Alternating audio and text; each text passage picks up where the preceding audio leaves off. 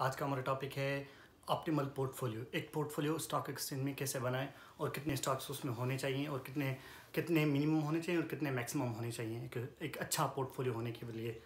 Portfolio का सबसे पहला ये मकसद है कि जिसमें हमें कोई ज़्यादा नुकसान ना हो अगर कोई फ्लक्चुएशंस वगैरह आती हैं तो, और ज़्यादा नुकसान हो। इसके लिए मैंने 4-5 एक ट्रिक्स और टिप्स बताई हैं और जो बहुत ही ओवरऑल वर्ल्ड में चलती हैं। सिक्योरिटी एनालिसिस में भी आपको यही पढ़ाते हैं, सिखाते हैं कि ये कैसे होना चाहिए। अगर वो इस वीडियो को स्टार्ट करने से पहले प्लीज़ मेरे चैनल को सब्सक्राइब करें, लाइक करें और आपका बहुत शुक्रिया।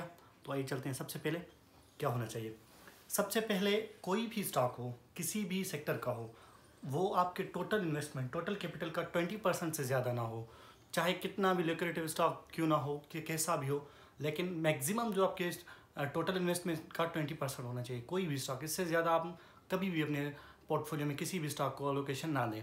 इससे ये होगा कि अगर कोई फ्लक्चुएशंस आती हैं तो आपका जो मैक्सिमम डाउन साइड है वो 20% है, मतलब कि आपका 80% फिर भी कैपिटल सेव्ड रहेगा और इसमें से कोई भी नुकसान ज़्यादातर नहीं होगा। मैक्सिमम 20% नुकसान हो सकता है।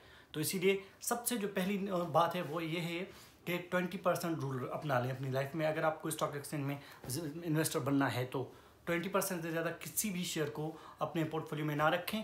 और अगर आपके यहाँ कोई ऐसी है कि बहुत सारे लोग मैंने देखे जो 100% किसी एक शेयर को दे देते हैं, फिर कहते हैं कि स्टॉक एक्सचेंज हमें ले डूबा। ऐसी बात नहीं है।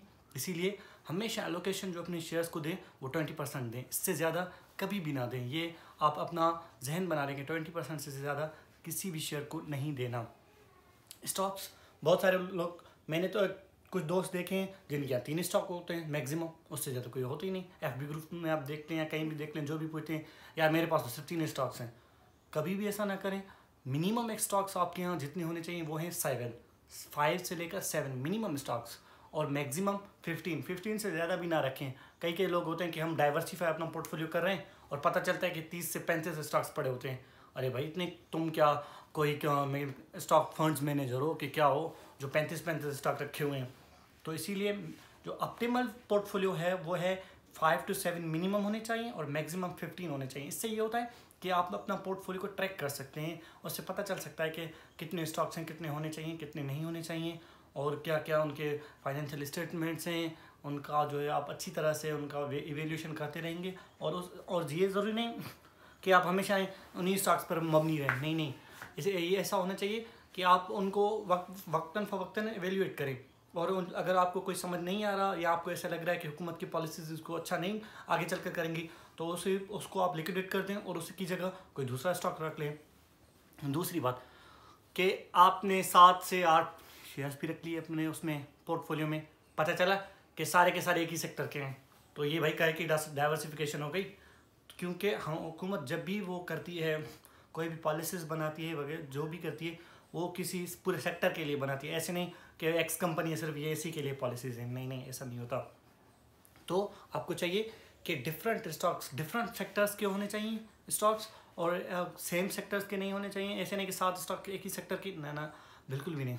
तो तभी डिफरेंट सेक्टर्स होने चाहिए। कितने सेक्टर्स होने चाहिए ये आप पर मबनी है कि कितने मिनिमम जो है वो 3 सेक्टर्स होने चाहिए, जैसे फार्मा, ऑटो, और कोरिलेटेड ना हो। ऐसा ना हो कि जैसे आपने ऑटो का ले लिया और दूसरा जो है वो बैटरीज में जो है मैन्युफैक्चर में बैटरीज के ले ली। नहीं, ये तो कोरिलेटेड है आपस में।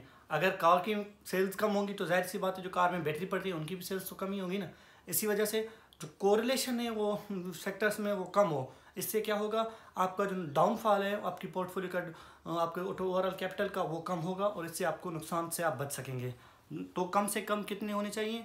5 से सेक्टर्स 3 से 5 होने चाहिए। मिनिमम स्टॉक्स 5 से 7 होने चाहिए। मैक्सिमम स्टॉक्स आपके जो होने चाहिए वो होने चाहिए 15 मैक्सिमम स्टॉक्स।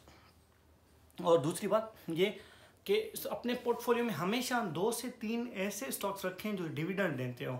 ऐसी कंपनीज रखें जिनमें ग्रोथ ना हो भले, लेकिन डिविडेंड ज़रूर दें। इससे ये होगा कि आपके 5 से 7 साल की इन्वेस्टमेंट होगी तो आपको कम से कम डिविडेंड तो मिलता रहेगा। जब तक दूसरे स्टॉक्स आपके ग्रो करें, कंपनीज वो ग्रो करें, उनको टाइम लगेगा, जाहिर सी बात है उनका स्टॉक वैल्यूएशन ज़्यादा हो, उनका स्टॉक बढ़े। तब तक कुछ ऐसे भी आपके यहाँ स्टॉक्स होने चाहिए जो डिविडेंड देते हो, जो आपके आम खर्चे जो हैं वो निकाल सकें और उससे आपकी इनकम एक पैसिव इनकम आती रहे। और स्टॉक एक्सचेंज का मकसद भी यही है कि आपका वैल्यू बढ़े, आपकी कैपिटल गेन हो, आपको फ़ायदा हो। तो ज़रूर ऐसे स्टॉक्स भी रखें 3 से 4 जिसमें आपका डिविडेंड मिले, आपकी कैपिटल गेन हो, आपको फ़ायदा हो। और दूसरा ये कि इंडस्ट्रीज़ को ट्रैक करते रहें कि कौन सी इंडस्ट्रीज़ चल रही हैं, कौन सी इंडस्ट्रीज़ नहीं चल रही इस हुकूमत में, और आइंदा 5 साल में आप ये ज़रूर देखा करें कि ये हुकूमत इंडस्ट्रियलिस्ट फ्रीजी फेवरेबल है या फार्मर फेवरेबल है, कौन सी है, क्या पॉलिसीज़ रहेंगी इस हुकूमत की, आने वाली हुकूमत की। इसी तरह पोर्टफोलियो अपने को बनाते रहें। ये आप बस ऐसे ही नहीं कि हाँ एक ही दिन में आपको अमीर होना है, नहीं, ऐसा नहीं होता। तो कुछ रूल्स होते हैं वो फॉलो करें जो बहुत सारे लोग नहीं बताते, बस ऐसे ही बोलते हैं कि नहीं यार स्टॉक मार्केट में कोई फ़ायदा नहीं। बिल्कुल फ़ायदा है, कैसे फ़ायदा नहीं?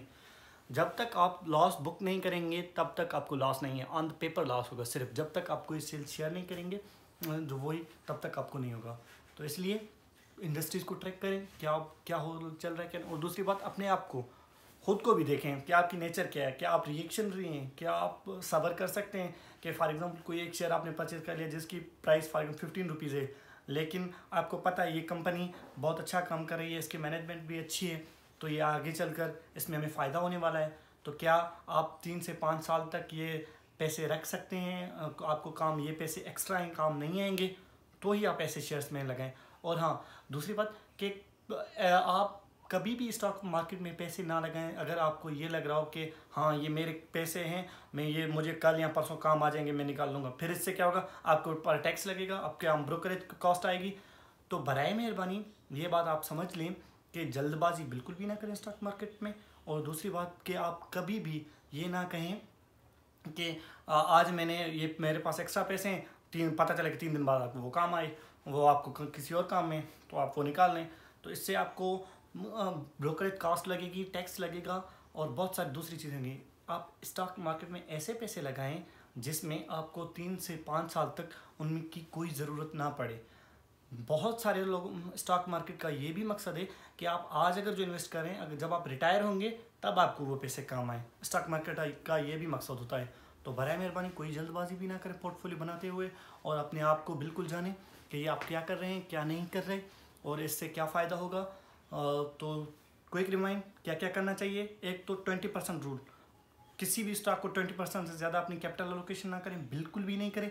मिनिमम 5 स्टॉक्स, मिनिमम 5 से 7 स्टॉक होने चाहिए आपके पोर्टफोलियो में।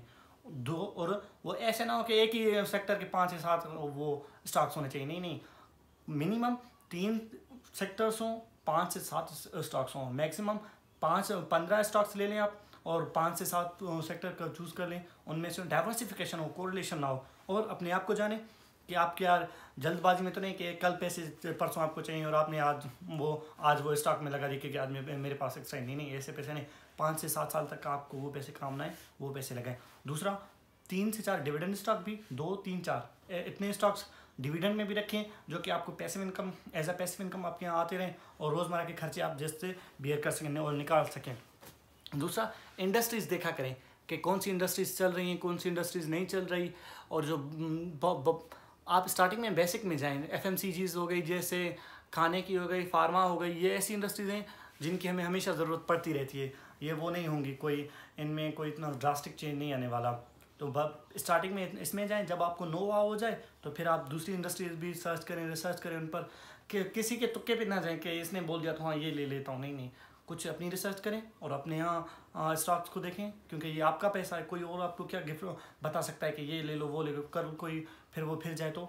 इसीलिए ये आपका पैसा है, कमा हिलाल का पैसा है। और तभी अपना ख्याल, यही आज के लिए काफ़ी है मेरे ख्याल से पोर्टफोलियो के बारे में। अगर आपको कोई क्वेश्चन वगैरह है तो प्लीज़ कमेंट्स में पूछ लें मुझसे। थैंक यू, अल्लाह हाफ़िज़, अपना ख्याल रखिएगा।